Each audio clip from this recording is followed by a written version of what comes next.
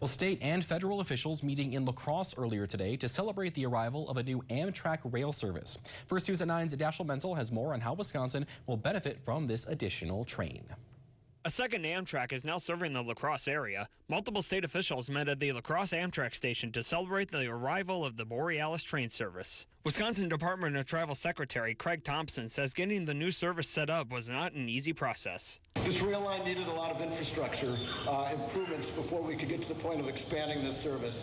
And this project is yet another example of what we can accomplish through the funding we got through the bipartisan infrastructure law. Governor Tony Evers says a new Amtrak has been years in the making for the state. It's been 22 years since we've expanded passenger rail in the state, but that changes today.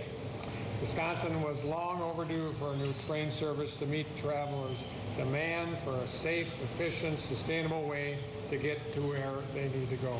La Crosse Mayor Mitch Reynolds believes the second passenger train going through the city will have a significant impact on the local economy.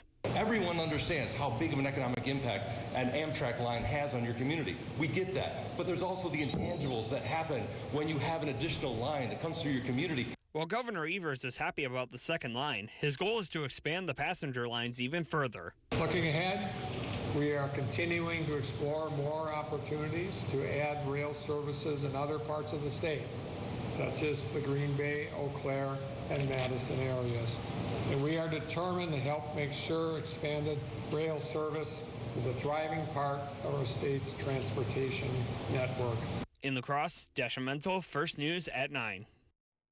The Borealis route goes from St. Paul to Chicago, and it will pass through multiple Wisconsin towns, including La Crosse, Tomah, Wisconsin Dells, Portage, and Milwaukee.